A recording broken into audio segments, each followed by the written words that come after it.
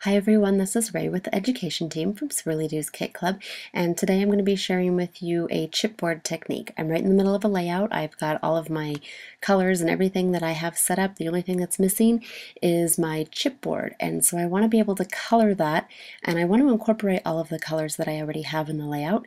So I'm going to be doing that using some Inklings that we got in the mediums add-on. We got a blue and a yellow, but I'm also going to be using a copper to kind of incorporate all of the colors that you see in the layout.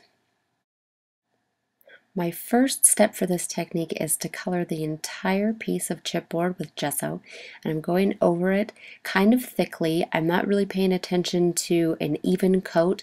The more dimension I get on there, the better, and I need to work quickly because I'm going to be putting some embossing powder over this, so it needs to be wet when I do that. While the gesso is still wet, I'm going to be adding my clear embossing powder, and I'm not going to pay too much attention to getting the whole thing. I don't want to. This is going to act a little bit as a resist, and it will be more globbed on to the parts that have more gesso, and it won't have any on the parts that are kind of dried already, which is okay because it's going to act as a resist and I can still manipulate that. So you can see that there's some parts that have it and some parts that don't. And now I can just dry this with a heat gun, and I'm going to pay extra special attention to the parts that have a lot of gesso on there. I want this to be completely dried. And so for my next part, I'm going to add the Inklings, and I have 3 different colors that I'm going to use. I'm going to use the blue and the yellow from the mediums add-on, and also some copper from a previous kit. And I'm just going to start with using some water, and I'm going to put a little bit of water inside of each one of the little bowls. You don't need a lot. The more water you put in there, the lighter it will be.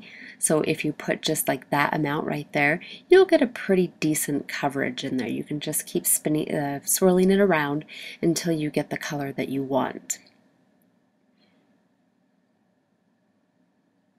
And that's pretty good right there.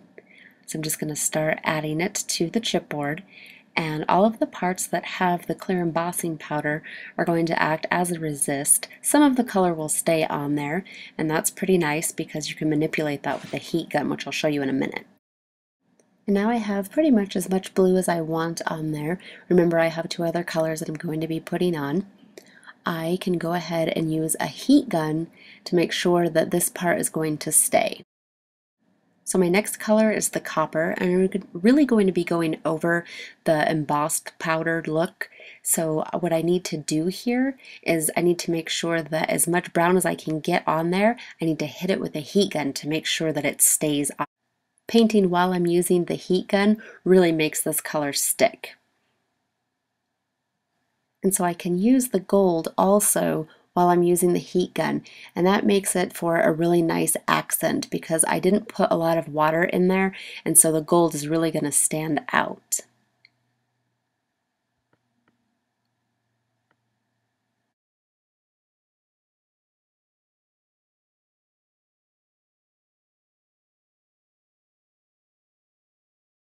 And now it is finished and ready to go on my layout.